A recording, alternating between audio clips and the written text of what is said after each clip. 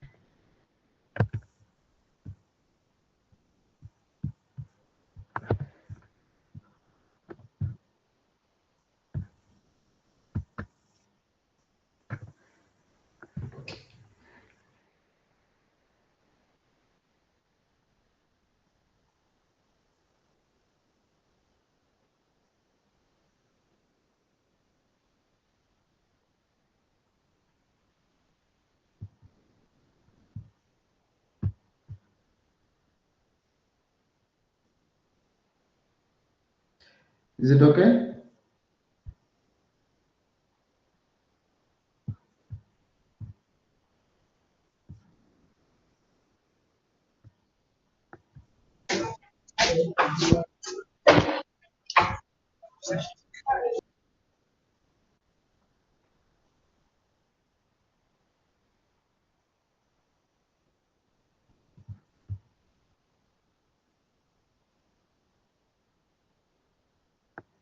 Hello?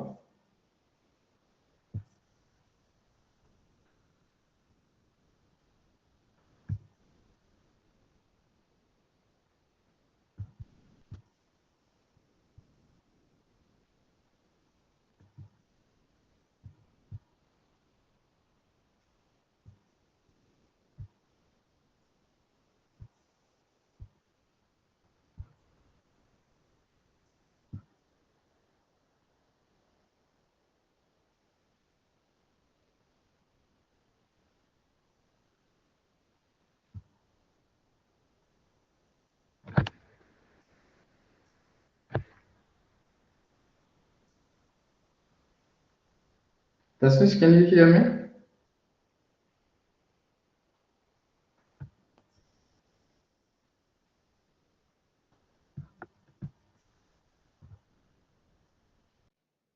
Festus, est-ce que vous m'entendez?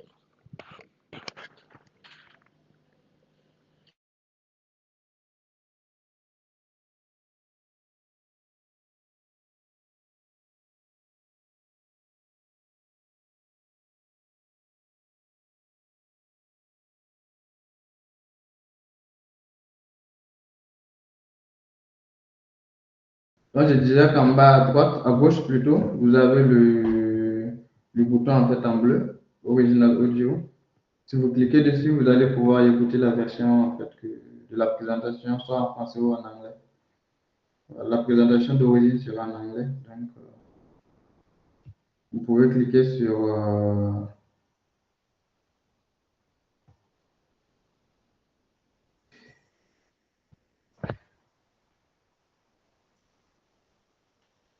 la langue qui vous convient.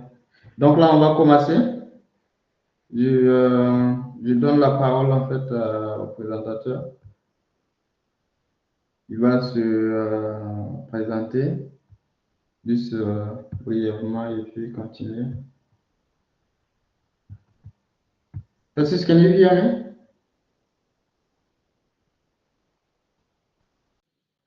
Francis, est-ce que vous m'entendez?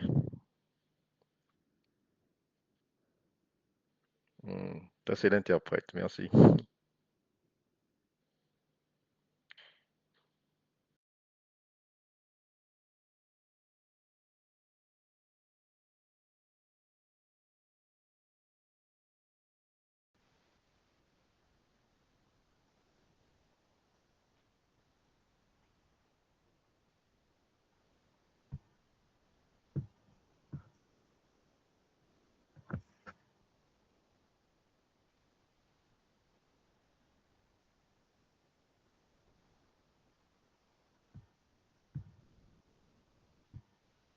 Dr. Francis, can you hear me?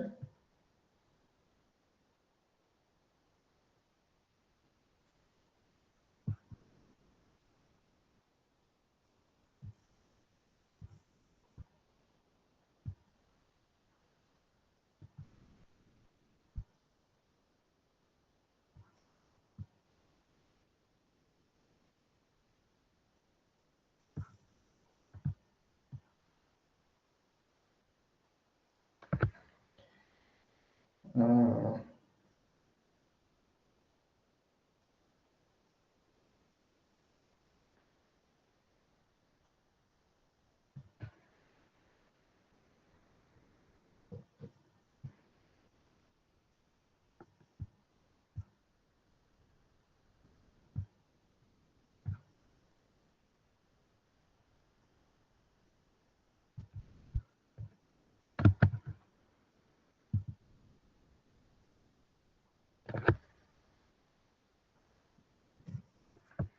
je vois qu'il s'est déconnecté. J'espère qu'il va pouvoir revenir très vite.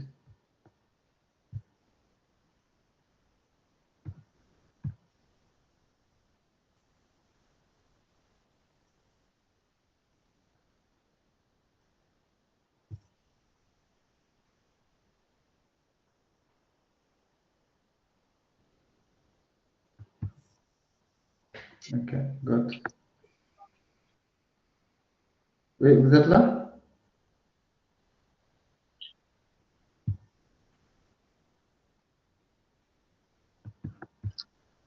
Yes, I can. Next Ok, slide.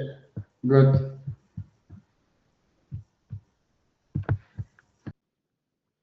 Prochaine diapo.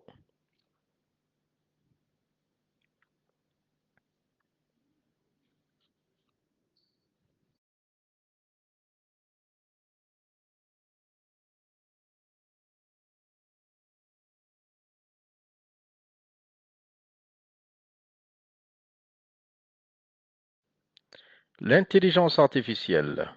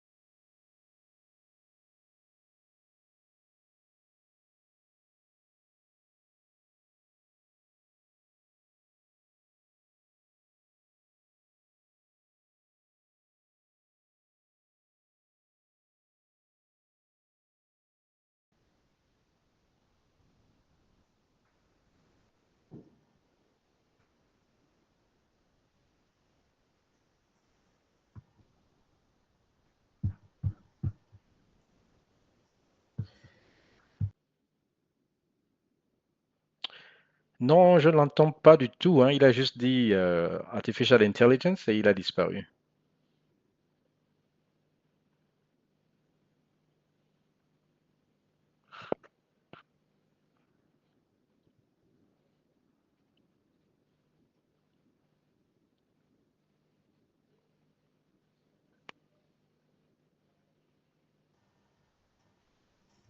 Okay, can you hear me now? Yes. Okay, thank you. Alors, est-ce que là c'est bon? Merci. Là, je pense que je suis audible. J'avais un problème de connexion. Alors, mon hub à l'Université de Lagos est responsable pour l'éducation dans le réseau d'innovation de recherche et d'intelligence artificielle en Afrique. Je vais donc parler des défis, mais aussi des perspectives concernant l'éducation de l'intelligence artificielle. Alors, prochain.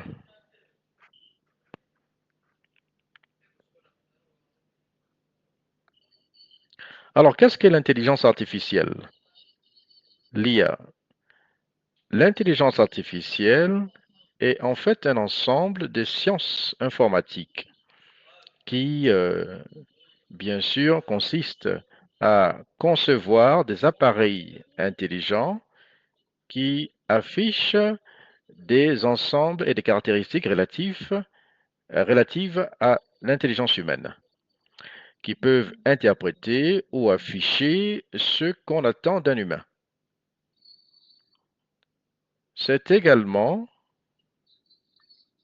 un ensemble de conceptualisation de machines qui se comportent comme des humains. Ça permet donc de réfléchir, de traiter, n'est-ce pas, des informations comme des humains qui peuvent aller jusqu'à le traitement linguistique d'images, etc. Et le traitement facial. Alors, l'intelligence artificielle a donc 6 composantes principales, notamment la vision des machines, la robotique, le système d'experts, le traitement des langues naturelles, l'apprentissage par la machine, mais également l'apprentissage approfondi. Alors, toutes ces composantes de l'intelligence artificielle sont responsables des fonctions de raisonnement et du traitement en termes de rôle, n'est-ce pas, humain. Alors, la vision de la machine est donc une branche de l'intelligence artificielle qui se sert donc de connaissances humaines pour voir, reconnaître et identifier ce que fait l'intelligence artificielle, tout comme le ferait un humain. Alors, cette composante donc de l'intelligence artificielle dispose, n'est-ce pas, d'une connaissance des objets avec une vitesse et une précision incroyables. Et de ce fait, elle arrive à interpréter. C'est donc une idée de la vision de la machine qui est utilisée dans les vidéosurveillances.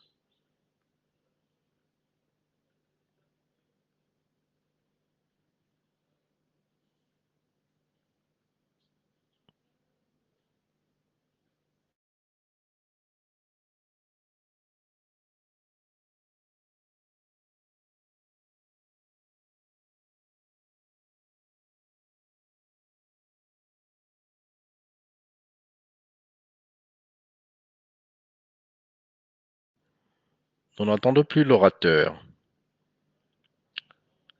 Désolé, nous n'entendons plus l'orateur.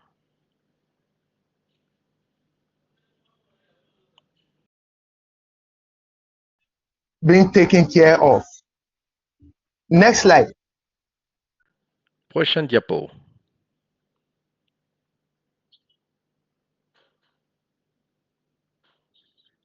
Prochaine diapo. La robotique. La robotique est une composante de l'intelligence artificielle. La robotique est relative à la conceptualisation, la production et le contrôle des robots. Elle a été conçue pour entreprendre des fonctions qui ne sont pas liées à l'éducation, mais qui arrivent à jouer leur rôle et les fonctions relatives donc au processus d'instruction. À ce niveau, donc, les robots sont conçus pour agir en tant que des instructeurs éducatifs ou facilitateurs. Quoique, les robots ont toujours besoin des humains comme appui. C'est pourquoi, quand nous définissons donc l'intelligence artificielle, nous considérons celle-ci comme étant une composante qui est conçue pour les appareils intelligents. Donc, ce sont des constructions qui ont été faites pour les humains, qui ont été injectées dans les robots. Et ceci, donc, apporte les fonctions d'humains. C'est pourquoi les robots agissent comme des instructeurs éducatifs et des facilitateurs, comme ils ont été programmés. Alors, dans certains cas, il y a également chose commune. Par exemple, ici, nous avons Microsoft Azure qui fournissent, n'est-ce pas, des, des situations de simulation, la connexion vidéo dans les hôpitaux, mais aussi dans les ménages, pour aider donc les participants à participer au processus d'apprentissage à travers des instructions, mais aussi l'apprentissage à distance selon le cas.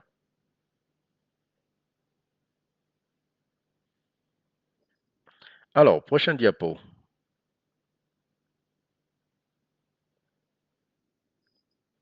Alors, le système d'experts, c'est la capacité d'un ordinateur de copier et de dupliquer les experts ou l'expertise humaine dans un domaine bien précis afin de résoudre ou d'identifier des problèmes dans ce domaine. Cette idée est relative donc à ce que nous utilisons en télémédecine. L'idée donc du système d'experts est utilisée dans les systèmes intelligents qui jouent le rôle, n'est-ce pas, d'enseignants professionnels et fournit des réponses professionnelles afin de répondre à des problèmes instructionnels identifiés dans l'environnement.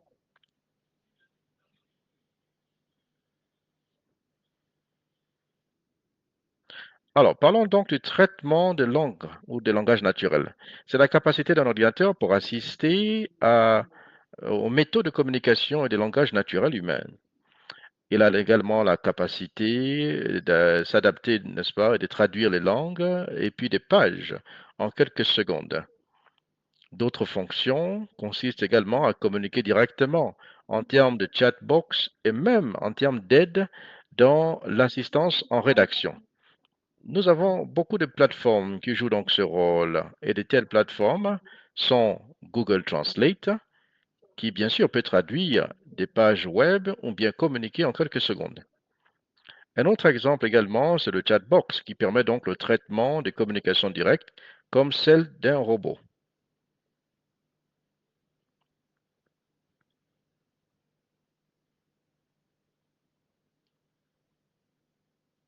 Nous n'entendons pas l'interlocuteur.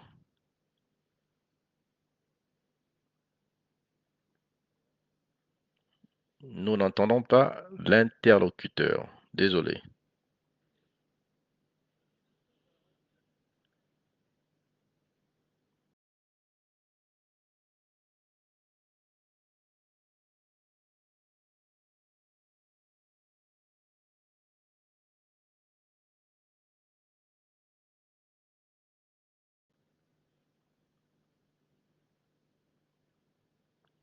Nous n'entendons plus l'interlocuteur.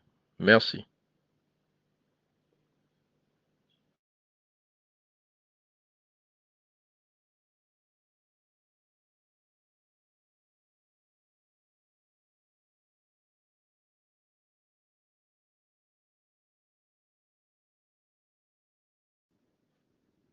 Problème de connexion.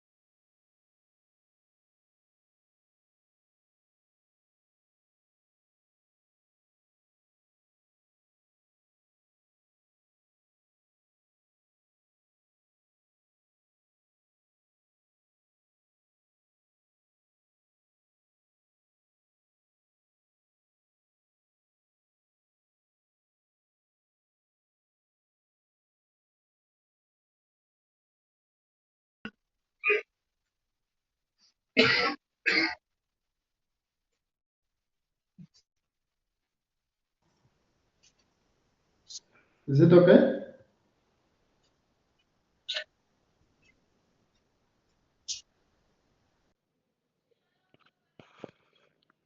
Alors, est-ce que vous entendez?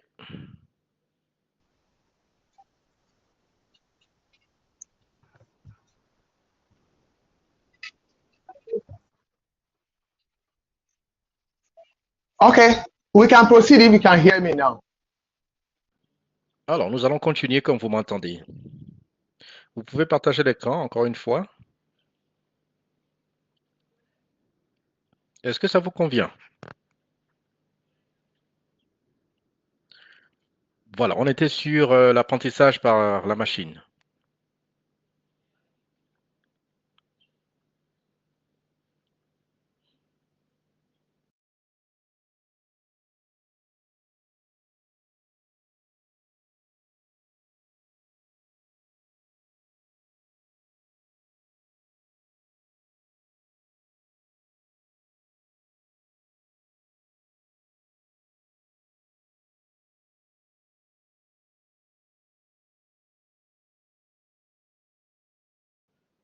Alors, est-ce que vous m'entendez? Tout le monde m'entend?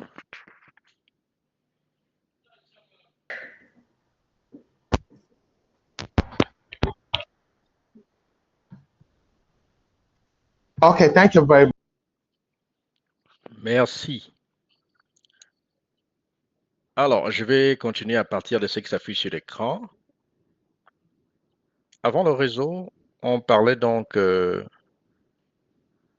le traitement, n'est-ce pas, par le langage naturel. C'est la capacité, n'est-ce pas, d'assister, n'est-ce pas, au langage naturel à partir donc des méthodes de communication. Je vous ai donné donc l'exemple de Google Translate, Twitterbox, Chatbox,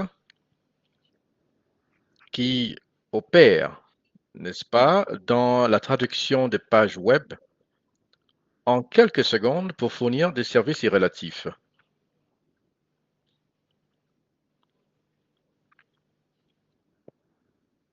Voilà. Alors, à partir donc de l'apprentissage des machines, il est également possible de constater que c'est un domaine très avancé de l'intelligence artificielle qui a toujours aidé cette dernière à gagner sa notoriété. Ceci comprend la conceptualisation, la formation, le déploiement des modèles afin de les mettre dans les applications.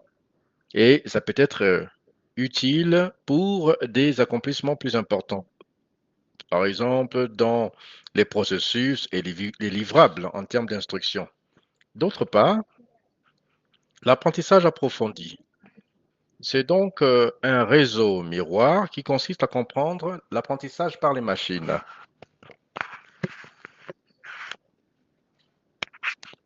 Ça permet donc de compléter les activités de l'apprentissage par les machines dans les processus délivrables.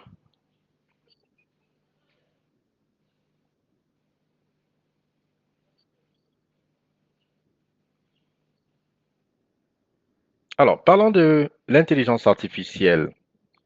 Dans le contexte de l'éducation, cela a des influences dans le domaine éducatif à travers ses interventions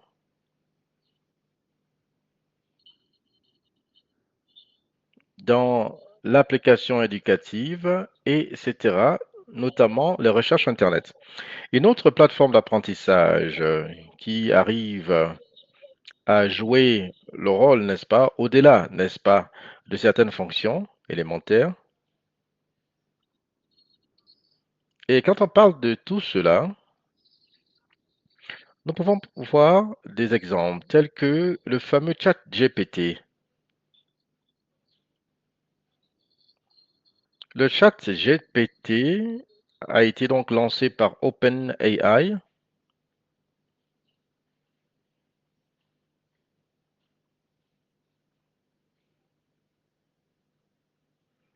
Allô, nous n'entendons plus l'interlocuteur.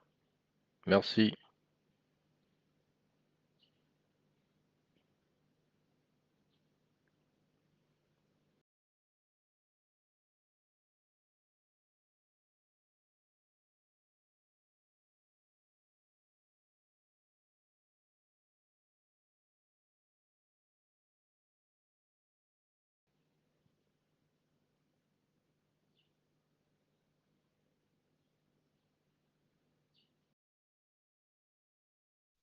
the information of an individual to what the individual requests for or what.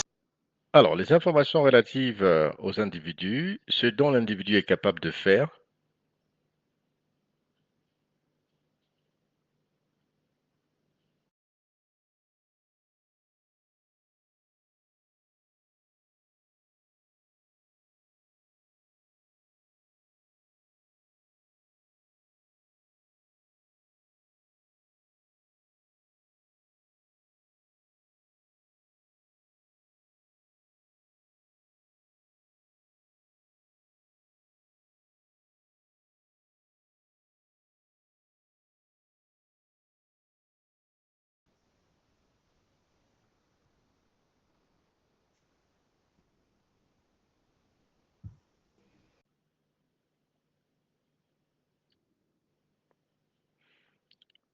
Est-ce que vous entendez?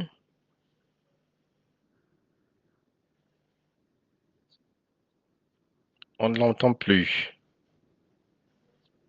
No. My name is Chenai Kyola-Digupo, and I'm also from the same hub as Dr. Lafari. I don't know if we can.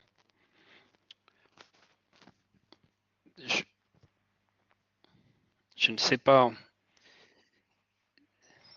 si je peux faire la présentation pour lui pendant qu'il règle son problème de connectivité. D'accord. Oui, allez-y. Vous m'entendez très bien, n'est-ce pas? Est-ce qu'on peut revenir en arrière quelques diapos?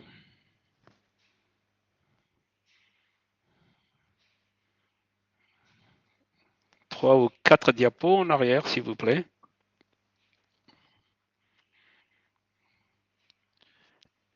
Je pense que c'était à ce niveau. Quel diapo? Commençons par l'apprentissage par la machine.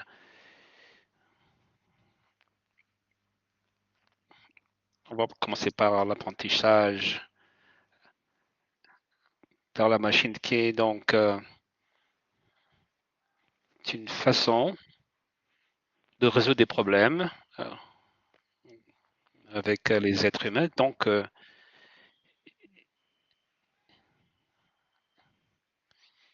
il s'agit donc de traiter les données, de comprendre et de raisonner. Et cet apprentissage par la machine est populaire aujourd'hui. C'est l'apprentissage profond également. Un autre type d'apprentissage par la machine, c'est donc, bien sûr, il y a différents niveaux, différentes couches.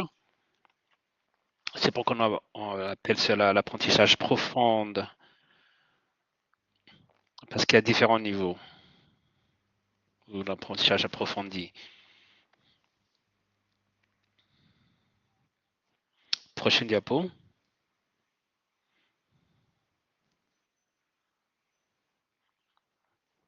L'intelligence artificielle dans l'éducation. Tel que vous le saviez,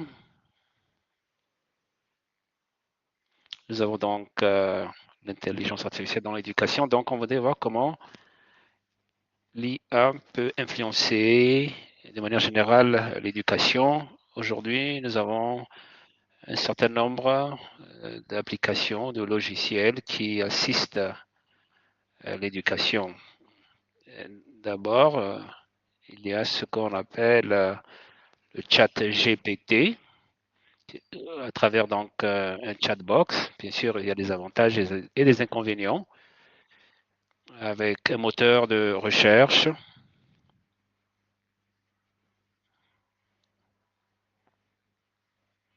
avec donc un moteur de recherche. C'est également basé sur l'apprentissage par la machine et essentiellement, c'est basé sur ce qu'on appelle le modèle de langage élargi. Prochaine diapo.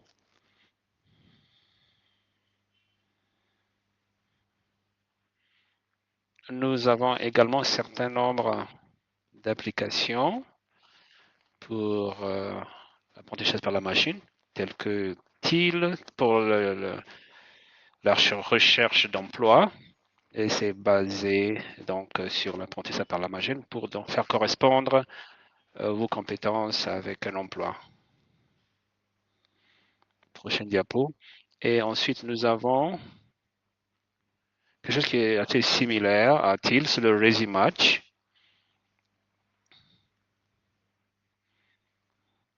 Pour faire des recherches d'emploi. Pour donc essayer d'améliorer les chances du candidat pour donc un entretien. Prochaine diapo.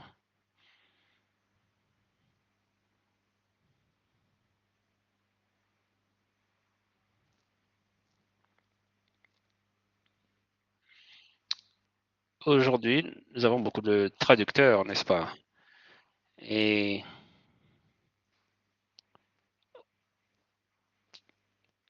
pour les PowerPoint, par exemple,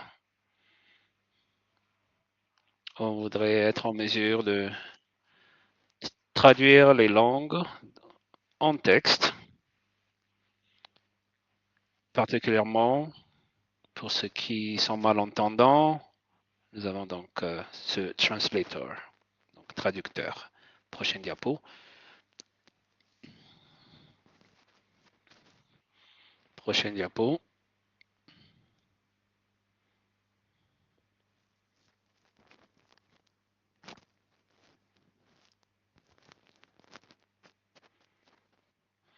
Prochaine diapo, s'il vous plaît.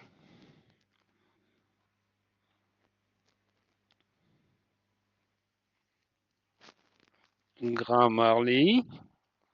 Je crois qu'il y a un petit retard, oui. Donc, Grammarly, c'est un outil que nous utilisons pour s'assurer que la grammaire et l'orthographe sont correctes en anglais et même suggérer d'autres formulations en ce qui concerne la grammaire, l'orthographe. Bien sûr, c'est basé sur l'apprentissage par la machine.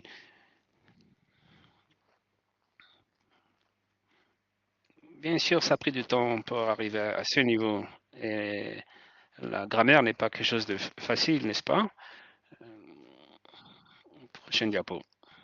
Et la prochaine diapo, c'est le Twitter bot. Il y a beaucoup de bots, par exemple. Il y en a plusieurs.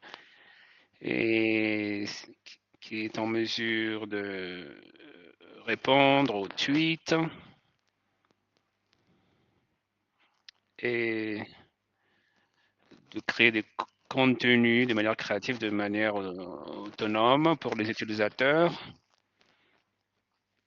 Et même des recommandations qui sont proposées à travers donc l'IA et de faire en sorte que ce qui est recommandé correspond à votre intérêt. Prochaine diapo.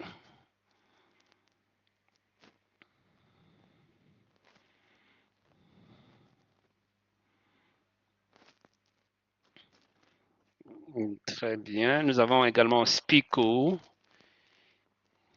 qui nous assiste ou bien nous permet donc de mieux parler et c'est basé sur l'intelligence artificielle. C'est comme un coach vocal qui assiste donc l'utilisateur à mieux parler en public. L'autre, c'est Turnitin, qui est donc un logiciel pour donc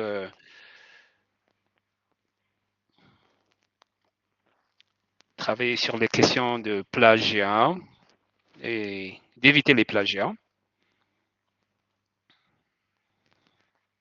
Encore une fois, pour faire cela, on utilise donc l'intelligence artificielle pour arrive à une certaine correspondance.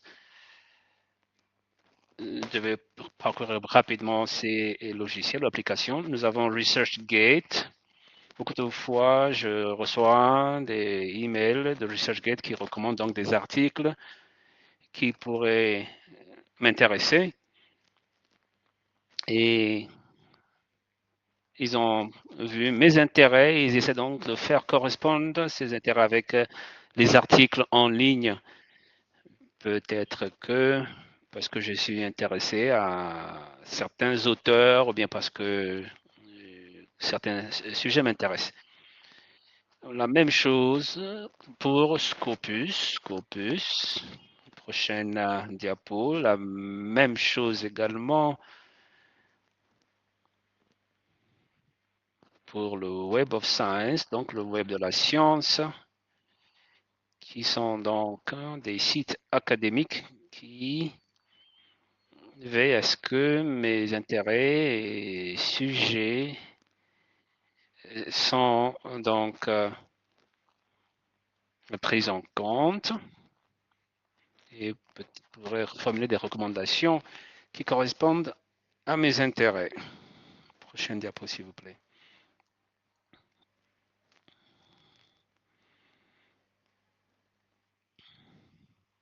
Nous sommes au niveau des défis. Oui, un petit retard.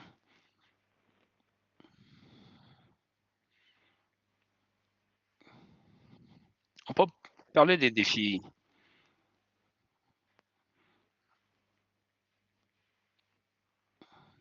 J'espère que ça va bien marcher maintenant, que ce sera plus fluide. Donc, j'ai présenté les applications, les logiciels en ce qui concerne l'intelligence artificielle. Oui, j'ai pu vous suivre. Merci infiniment pour votre soutien. En ce qui concerne les défis rencontrés, en ce qui concerne l'intelligence artificielle,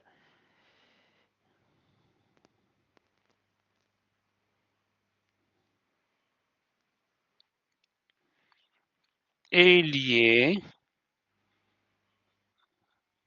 par exemple ici en Afrique, en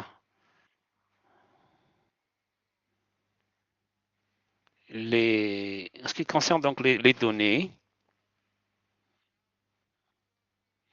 nous disposons de toutes les technologies telles que l'intelligence artificielle, ses avantages et ses inconvénients, bien sûr. Et à cet égard, la crainte ou la peur de l'intelligence artificielle, telle que nous le savons,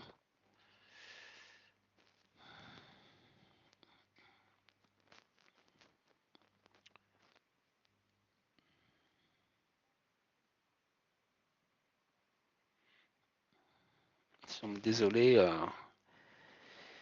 le son ne passe plus. L'intervenant n'est plus audible.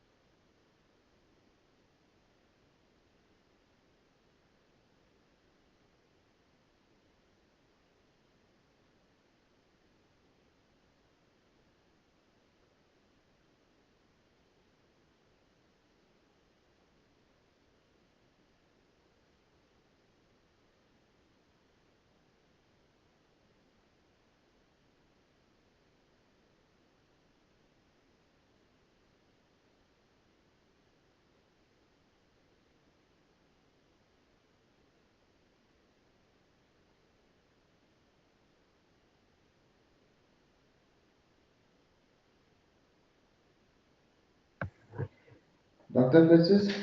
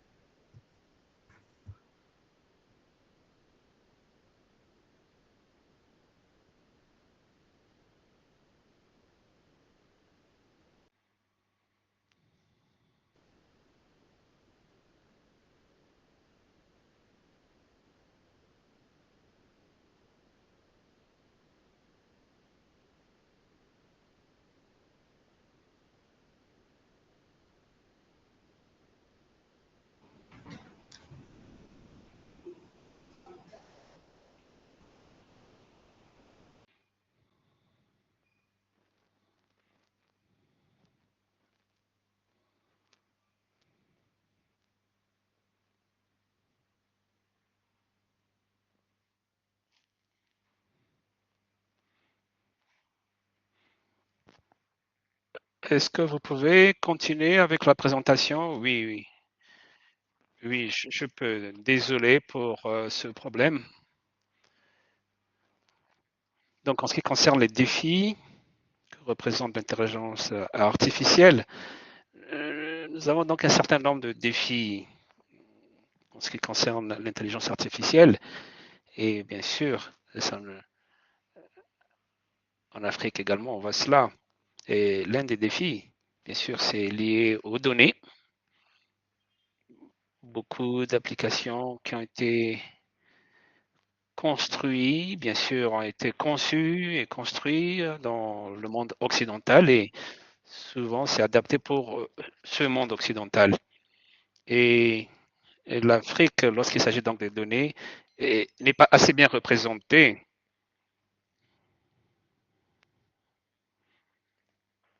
Et parfois, ce n'est pas adapté à l'Afrique. Et il y a une application qui est conçue pour assister le diagnostic de cancer et nous avons trouvé que lorsque cette application est utilisée en Afrique,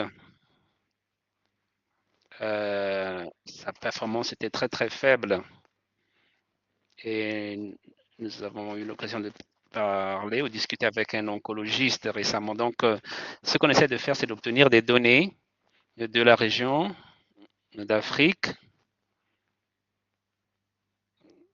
pour que nous soyons également en mesure d'identifier le cancer. Est-ce qu'on peut passer à la prochaine diapo, s'il vous plaît?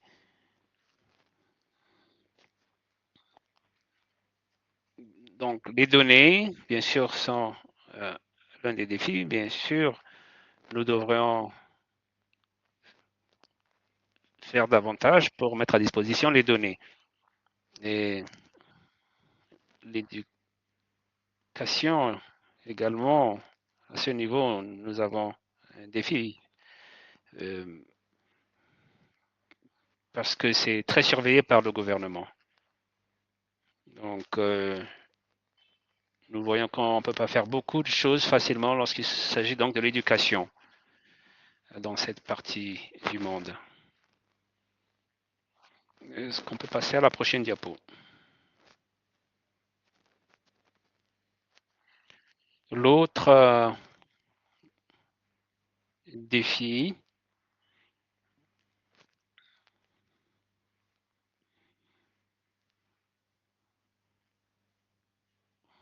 par exemple, si nous avons l'intelligence artificielle, c'est bien sûr une crainte qui est bien justifiée. Bien sûr, il y aura une bonne partie des emplois qui seront perdus. Et comment la technologie nous affecte maintenant dans le monde. Maintenant, nous avons l'automatisation ordinaire qui a remplacé beaucoup d'emplois. Et sur le long terme, on pourrait créer plus d'emplois. Et bien sûr, ça prend certains emplois, mais ça crée également d'autres opportunités. Et le futur, c'est par exemple là où nous n'avons pas déjà pensé à des emplois, mais qui pourraient être créés par l'utilisation de l'intelligence artificielle à travers l'utilisation des données qui est particulièrement prévalente dans cette partie du monde. Nous avons vu beaucoup d'efforts avec d'autres organisations visant à financer des projets, par exemple en collectant des données. Il y a également la question de la confidentialité qui doit être abordée aujourd'hui. Nous avons vu un certain nombre de pays qui sont en train de mettre en place une politique de protection de données pour également s'attaquer à cette problématique. Et aussi le fossé numérique. Ce qui pourrait arriver avec l'intelligence artificielle, c'est que le fossé que nous remarquons déjà entre les pays développés et en développement. Et bien sûr, la technologie va augmenter, c'est pourquoi nous devrons nous assurer que dans cette partie du monde, nous ne sommes pas laissés derrière. Et bien sûr, ça ne fait qu'augmenter ce fossé. Ça représente un défi, bien sûr.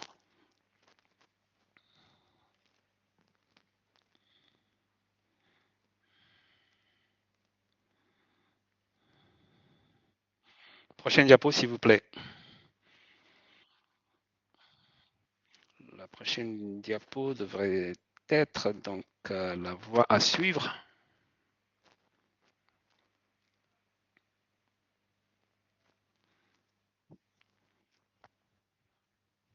Prochaine diapo, s'il vous plaît.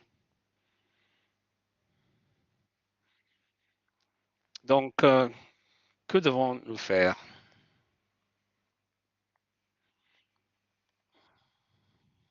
L'infrastructure est un point sur lequel nous devons nous concentrer en Afrique. Je connais un certain nombre de pays en Afrique.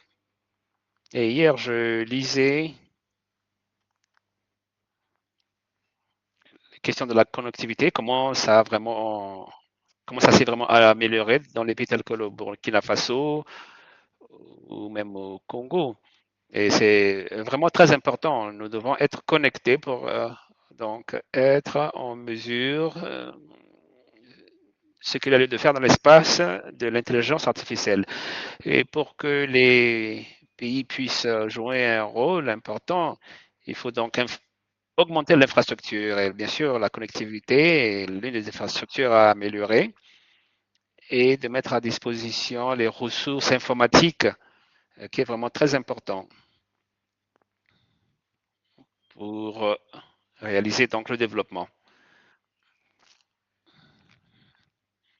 C'est intéressant de voir que l'un des plus grands défis en Afrique, lorsqu'il s'agit donc de l'éducation, il y a beaucoup de personnes qui sont exclues en Afrique. Et ce que nous devons faire avec l'intelligence artificielle, donc nous devrons identifier ces populations et de faire en sorte qu'ils aient accès à l'éducation. Et aussi à l'autre aspect, ce qui est donc le genre. Beaucoup d'enfants qui ne sont pas scolarisés, la plupart du temps, sont des filles, en raison de beaucoup de choses, des conflits et autres. Donc, il y a beaucoup qu'on peut faire avec l'intelligence artificielle pour l'éducation. Donc, cela doit être abordé. Lorsque nous apportons des solutions, nous devrons faire en sorte non seulement d'accroître la population qui sont prêts à être éduqués, mais aussi la dimension genre, ainsi que la prise en compte des personnes vivant avec un handicap.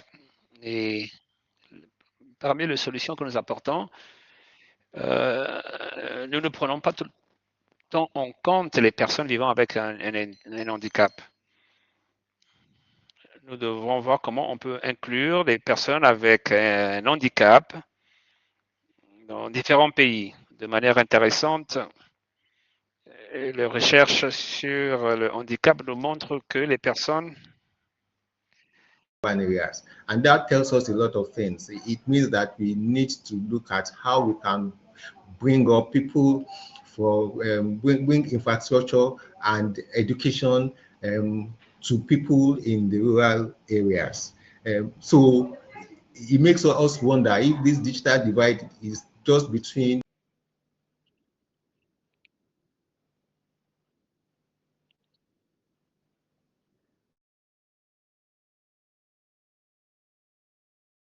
we've talked about gender. Yes, so AI has to be able to address gender gaps. Next slide, please.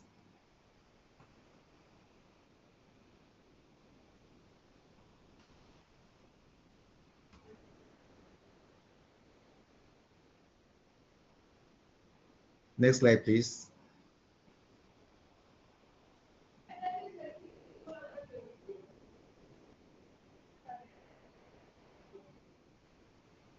I don't know if the delay is from here. Afrique. Oui, leveraging. Je ne sais pas si le retard c'est à ce niveau.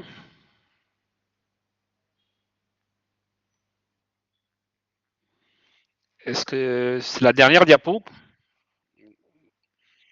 Bien sûr, il y a bien d'autres choses qu'on voudrait parler. Bien sûr, l'importance que cela représente pour l'éducation et les progrès réalisés.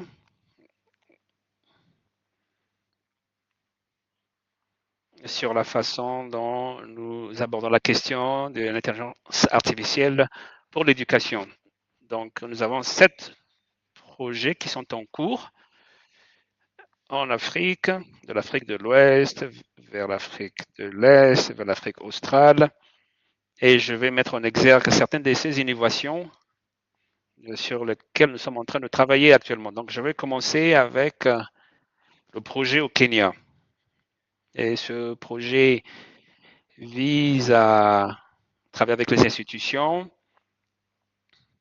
Et essentiellement, c'est de combler le fossé linguistique en utilisant l'intelligence artificielle pour les langues de signes au Kenya. Et le projet cible donc les malentendants. Et comment l'anglais peut être traduit en temps réel en langue de signes. Par exemple, lorsque je parle, il y a donc un système qui traduit ce que je dis en langue de signes pour qu'on puisse communiquer avec les personnes malentendantes ou d'autres handicaps en temps réel. Notre innovation qui est similaire, c'est par exemple au Nigeria, et similaire à cela, c'est aussi avec le langage des signes et de voir comment on peut améliorer l'éducation pour les personnes malentendantes en traduisant la langue en ligne de sang et vice-versa, et dans l'autre sens. Le langage des signes qui donc est traduit en texte pour que je puisse communiquer avec les personnes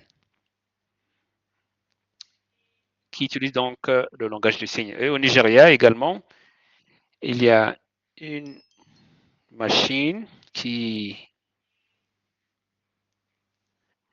essaie donc de convertir le texte vers la parole au Nigeria ou un discours. Donc ici, il s'agit donc de faire tomber cet obstacle linguistique à travers l'utilisation de la traduction à l'aide des machines, et on essaie de voir comment on peut traduire les textes en Hausa vers l'anglais et dans d'autres langues également, ou d'autres langues vers l'anglais. Et un autre projet similaire en Éthiopie,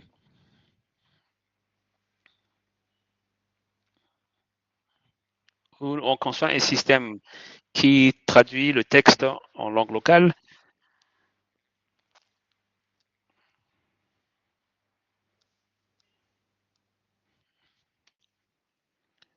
pour qu'on puisse donc exploiter ces langues, le matériel, tout ce qui est donc en Amérique, ça peut être traduit en discours et pour que les personnes vivant avec un handicap puissent comprendre. Un autre projet au Nigeria, par exemple, c'est de voir comment on peut améliorer l'apprentissage personnel dans les langues locales. Et ça permet aux étudiants d'avoir de meilleures performances dans leur langue natale. Et je sais qu'au Nigeria, par exemple, dans certaines parties du Nigeria, lorsqu'on enseigne les mathématiques, par exemple, ça peut être une tâche assez difficile. ça pourrait être plus simple si ces outils sont donc disponibles dans la langue locale. Et un autre projet en Afrique du Sud, on essaie donc de concevoir une intelligence artificielle de tutorat qui cible donc la dimension genre également, donc cette application de tutorat, et de voir comment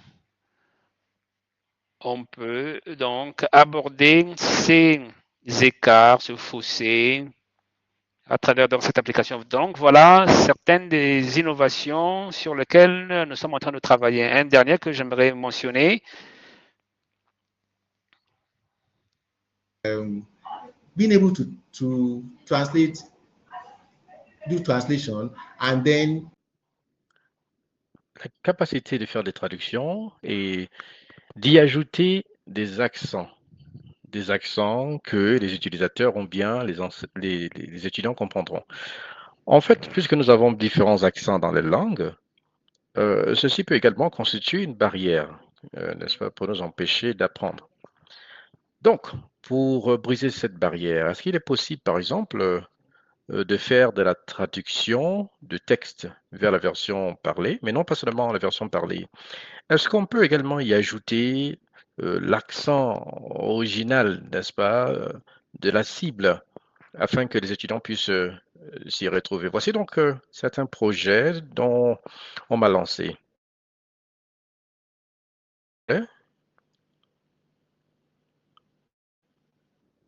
Et nous avons encore d'autres propositions que nous sommes en train de considérer. Quelques semaines, nous aurons davantage de projets, n'est-ce pas, dont je vais me lancer. Un autre aspect également qui découle de cela, c'est qu'on a identifié que,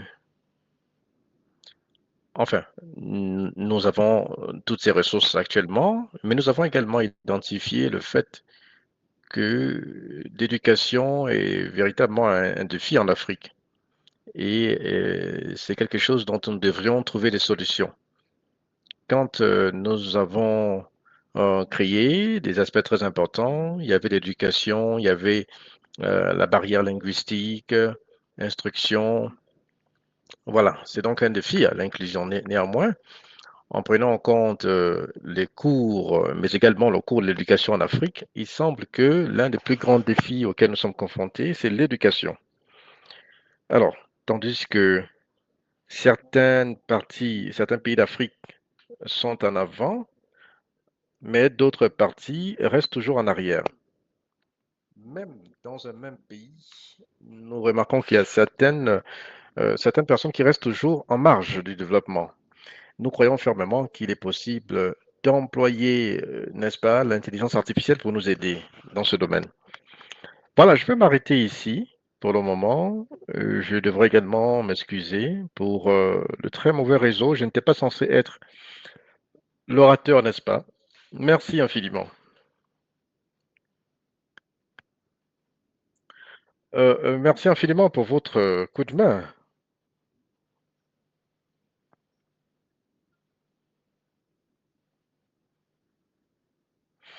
Alors, merci.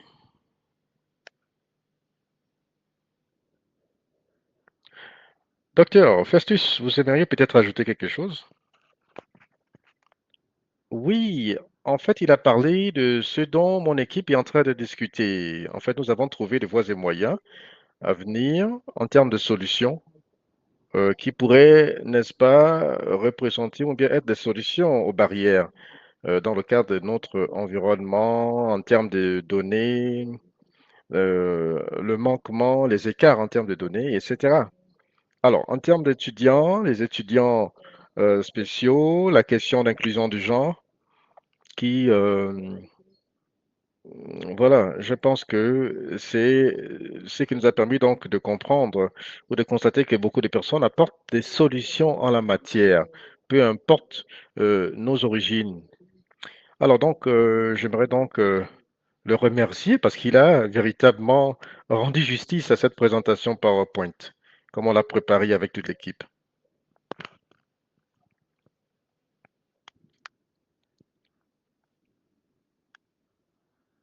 des questions pour les participants. Donc, celui qui veut poser une question, normalement, il peut cliquer sur le bouton en fait Request to Speak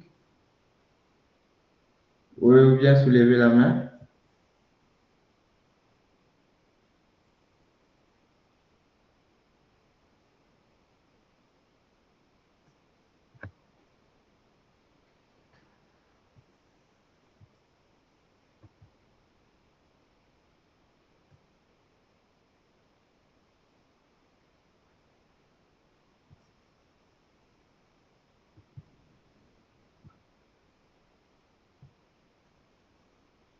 Ok, Monsieur Moyenga, vous avez la parole. Bonjour, Oui, bonjour. vous me recevez? Ok. Oui, très bien. Je vais poser la question en français et vous allez traduire ou bien Alors, quand vous posez je la peux faire. question en français, c'est automatiquement traduit pour les conférenciers. Ok, pas de problème, merci. Donc, Ouais. quand je me présente, je réponds au nom de Moussa Mouenga, je suis doctorant en technologie éducative à l'université d'Ankara, en Turquie. La question est de savoir, ils ont parlé de ChatGPT. ChatGPT est un outil de l'intelligence artificielle. Comment on peut implémenter ChatGPT dans le cadre de l'enseignement? Et je voudrais aussi demander une spécification. Est-ce qu'on peut utiliser ChatGPT comme un outil qu'on pourra implémenter dans le flip learning? Merci.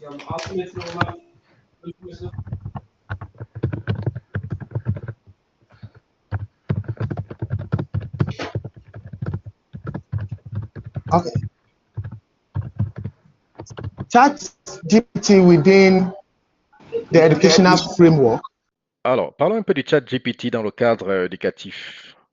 Je peux continuer? Yes, we can hear you. Yeah.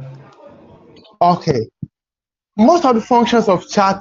Merci. La plupart des fonctions donc du chat GPT, quand on parle d'évaluation, ça fonctionne parfaitement. Ça fonctionne parfaitement en ce sens que, d'abord, lorsque vos étudiants vous envoient des devoirs et les étudiants se copient les uns les autres, ou bien copient les uns des autres, il vous est possible d'identifier la source. Ça peut également vous aider en tant que facilitateur. Bon, non pas pour être dynamique, non pas seulement pour donner le même contenu, de la même façon. Vous savez, la plupart du temps, ça nous arrive. Ce qu'on a enseigné l'année dernière, parfois, on le donne encore une fois de la même manière cette année. Alors qu'avec ChatGPT, il est facile de changer le canevas dont nous nous exprimons notre opinion, notre esprit, etc., par rapport à une audience. Donc, voici un peu l'orientation.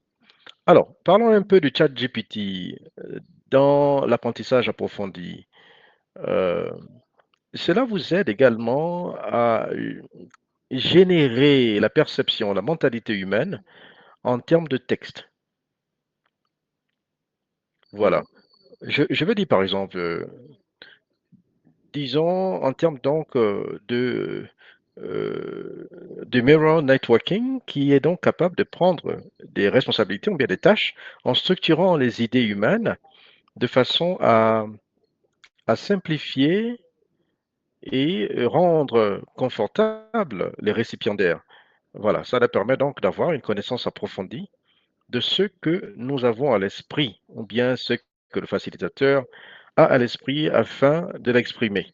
Donc, la façon dont vous percevez cela en tant que facilitateur, le chat GPT peut vous aider à simplifier les choses, à transformer cela en choses complexes en choses simples, afin que vos apprenants puissent comprendre le contexte dans lequel vous voulez disséminer à vos étudiants. Merci. Merci, Doc. J'aimerais également dire quelque chose par rapport à cela. Alors, l'une des questions que vous avez posées, c'est comment est-ce qu'on peut mettre en œuvre le chat GPT, la mise en œuvre. Voilà, dans le secteur éducatif. Vous savez, dans le contexte éducatif, le chat GPT nous permet, n'est-ce pas, de concevoir des connaissances.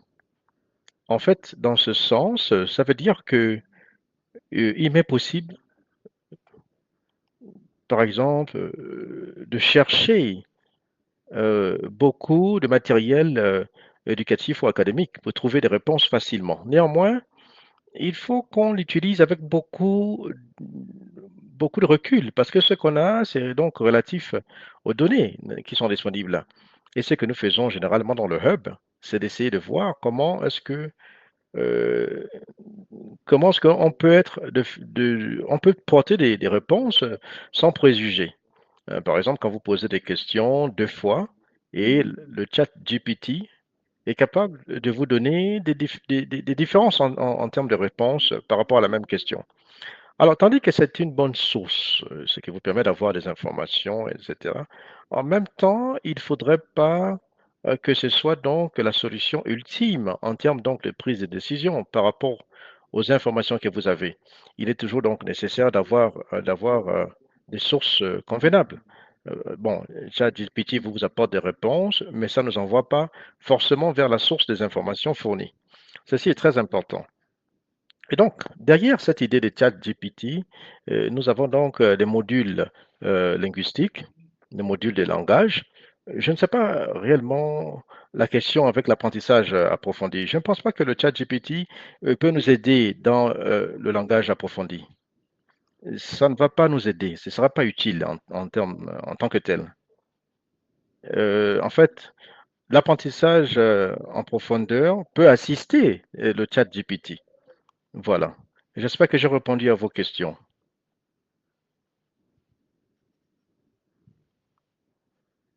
Merci.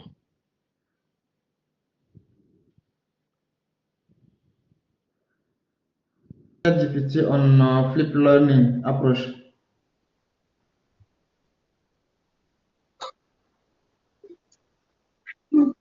Sorry, can you repeat that again? I didn't get that. C'est pour dire GPT on flip learning approach.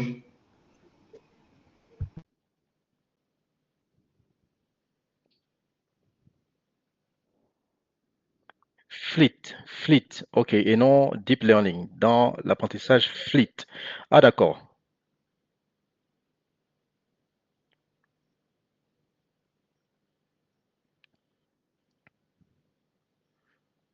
Microphone. Monsieur, docteur Olafaré, vous voulez prendre la question? Bon, oui, Olafaré, quelle est l'approche?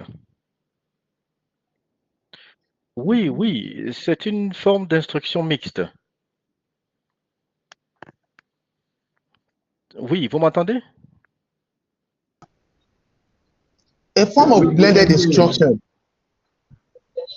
Can you hear? Instruction mixte. Vous m'entendez bien? Oui, on vous entend. Allez-y.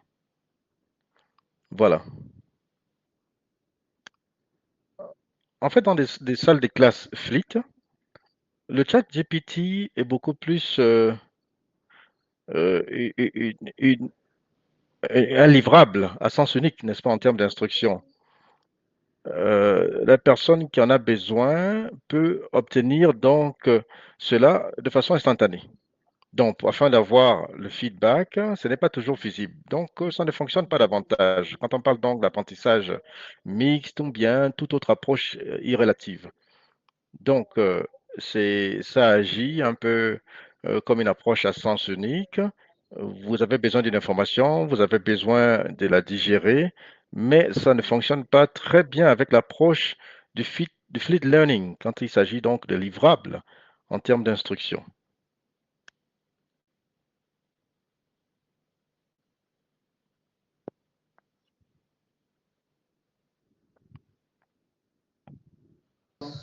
À la question, ça vous convient?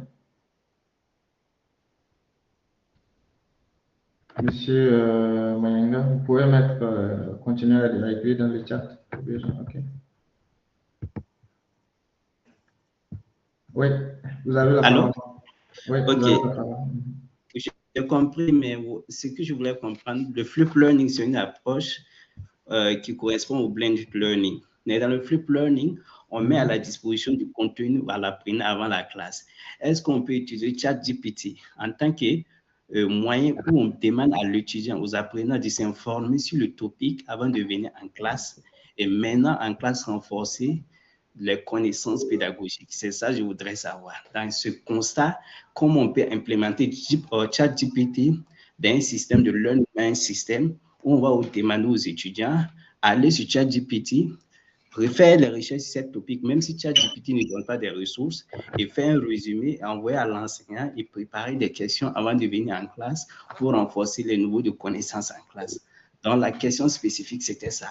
Comme le Flip Learning met à la disposition le contenu aux apprenants avant de venir en classe, comment l'enseignant peut modeler les étudiants et utiliser ChatGPT avant de venir en classe comme un outil qui va favoriser le Flip Learning.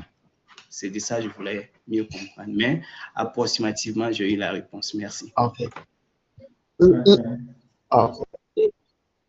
Like my colleague rightly said, sorry, he said we need to use ChatGPT with. Que le collègue a dit, il a dit qu'il faut utiliser ça avec beaucoup de réserve, le ChatGPT. Et même s'il faut l'utiliser avec beaucoup de réserve, avec une pincée de sel, ce n'est pas toujours convenable avec le flip learning. Si vous avez demandé, par exemple, bon, pour venir en salle de classe, on veut que vous ayez un certain comportement. Vous avez demandé les étudiants de se préparer, oui, il n'y a pas de problème. Ils peuvent apprendre à partir donc des tâches plus simples aux tâches plus complexes, le concept que vous avez à l'esprit. Ça peut être donc partagé, et ces derniers peuvent donc simplifier le concept en utilisant le chat GPT. Par contre, il est toujours convenable, n'est-ce pas, d'avertir les étudiants, en ce sens que s'ils s'y habituent et que l'instructeur devient une espèce de stéréotype, alors ça va donc remplacer la salle des classes de façon logique. Parce que toutes sortes d'explications que nous avons, dont nous nous préparons, le chat GPT aurait simplifié les choses en plusieurs formats selon la requête. Et donc, au moment où les étudiants entrent en salle de classe, oui, ça vous permet de gagner en temps, mais ça peut également distraire, ça peut également apporter du bruit dans la salle de classe. Et c'est la raison pour laquelle je dis toujours que tout dépend de ce que vous en faites comme usage, tout dépend de la forme donc d'éducation mixte que vous utilisez.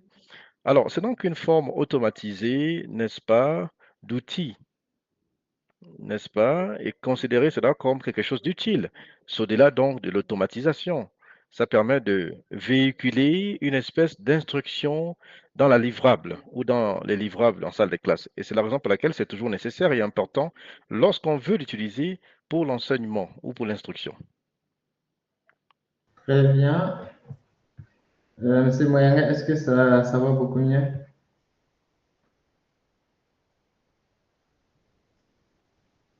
Vous pouvez mettre dans le chat.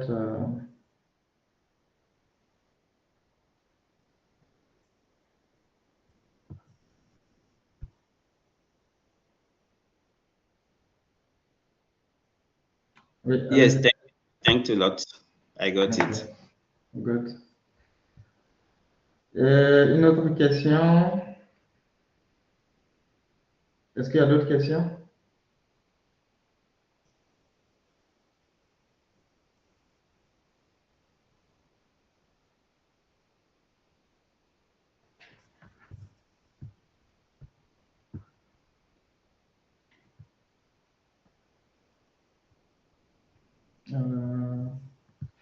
Pas de questions?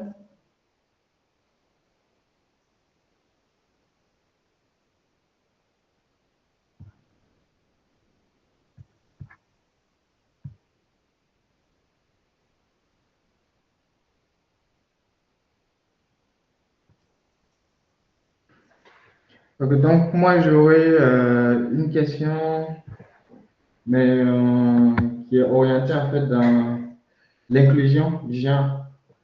Parce que dans votre présentation, vous avez parlé effectivement de comment l'IA peut aider en fait à résoudre les gaps qui existent entre, par exemple, le milieu scolaire, entre l'ascension des gens masculins et voilà, et des femmes.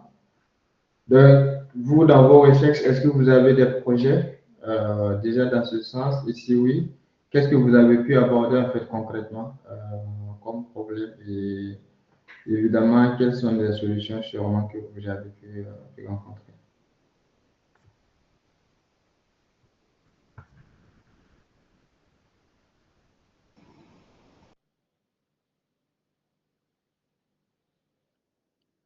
Merci infiniment. Bon, écoutez, notre projet est encore à l'étape embryonnaire. Nous n'avons pas encore de résultats spécifiques dans ce domaine. Bon, la seule chose dont nous disposons maintenant dans le projet, c'est que nous aimerions cibler le genre et avant même de continuer, ce que nous faisons donc, c'est donc de gérer ce projet. Le projet est conçu, n'est-ce pas, dans le hub. Et donc, en tant que hub, nous ne sommes pas entièrement impliqués aux personnes qui élaborent ces projets.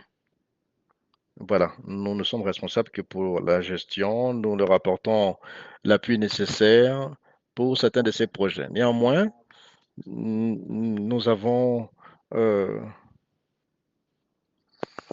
un objectif final général où chaque personne qui reçoit des subventions pourrait donc résoudre la question du genre. Donc, ce que nous avons fait, et même au niveau de la conceptualisation de ce projet, nous assurons que le genre est inclus. Donc, à tous les niveaux, nous avons l'inclusion du genre à toutes les considérations et à chaque étape du projet, à partir donc de l'appel que nous avons lancé jusqu'au projet qui a été conçu. Alors, parmi ces projets, nous essayons également de trouver des réponses. Ça, c'est le cas de l'Afrique du Sud. L'Afrique du Sud fait partie donc des pays qui trouvent des solutions sur comment s'assurer que l'apprentissage inclut le genre. On essaye donc de le faire à travers des applications, n'est-ce pas, autonomisées par le genre.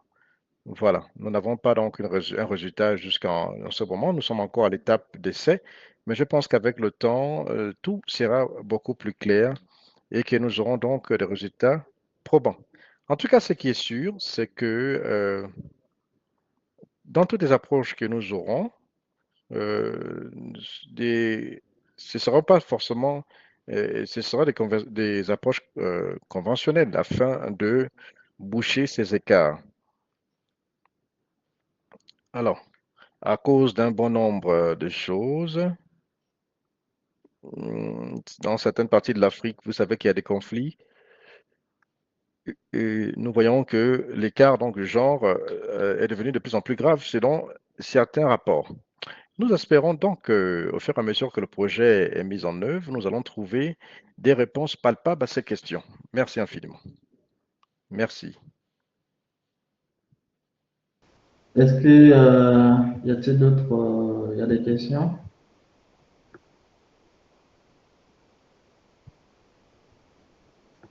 Les participants, quelqu'un aimerait intervenir?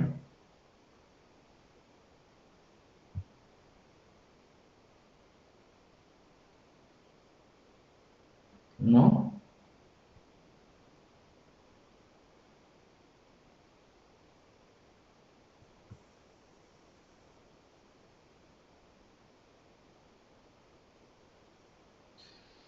Ok, s'il n'y a pas de questions.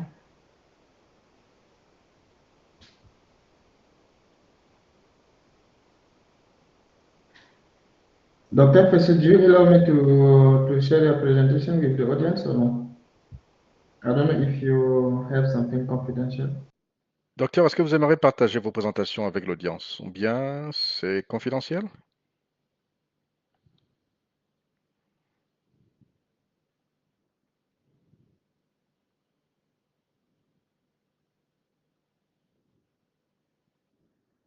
Est-ce que vous m'entendez, docteur?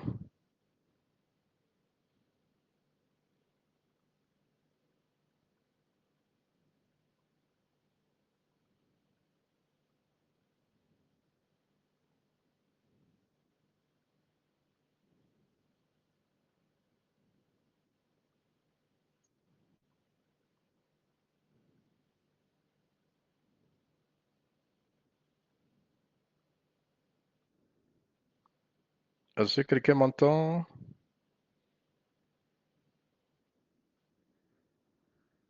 Après, la présentation peut être partagée.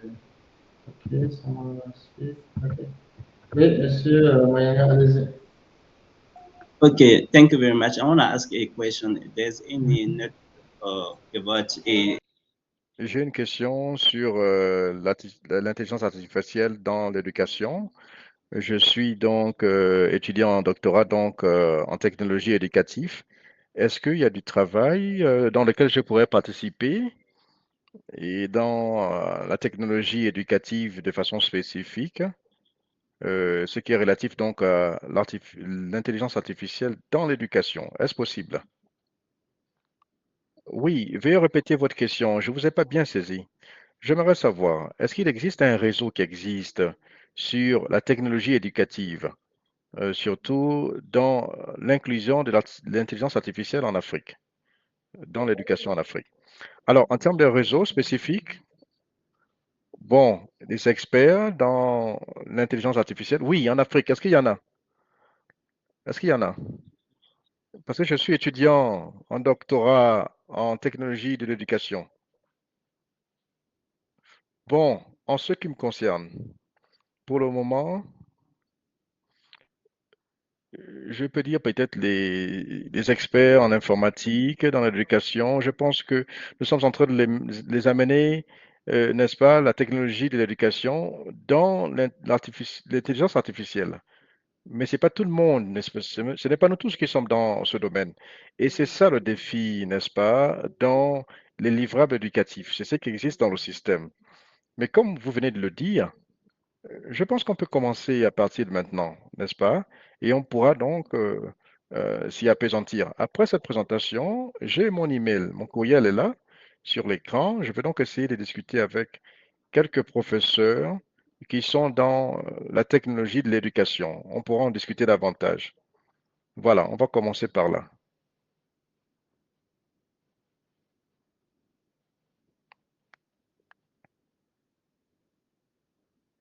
Merci infiniment.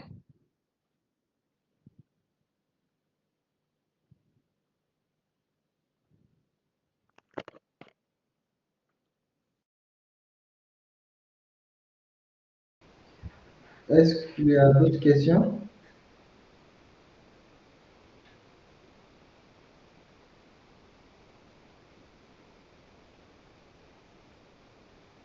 Donc, s'il n'y a pas de questions, nous allons voilà, dire merci à Dr. Fessus et son collègue qui ont pris le temps de partager avec nous sur voilà, leurs inputs sur le sujet AI and Education. Je dirais que c'est, surtout nous, dans notre contexte, c'est l'un des sujets qui doit être, voilà, après la santé, l'un des sujets aussi qui doit être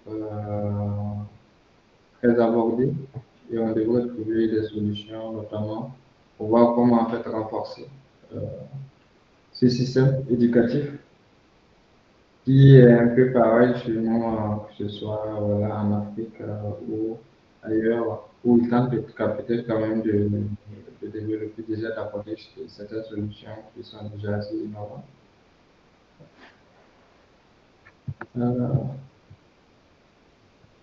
Ok, très bien. Donc, vous avez le mail du présentateur, du speaker dans le chat.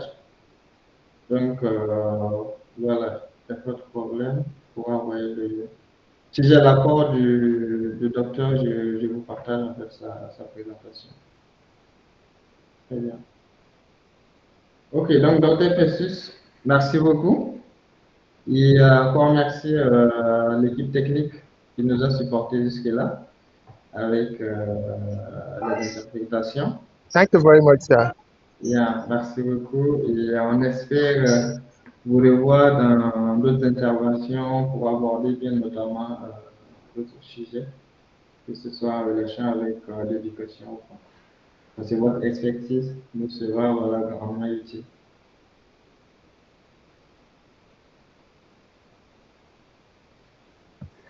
Donc sur ce, merci à tous et puis bonne suite de journée. J'espère que voilà, vous avez appris quelque chose Et aussi, vous avez son mail, donc vous pourrez sans doute le contacter au besoin. Merci, merci. Au revoir.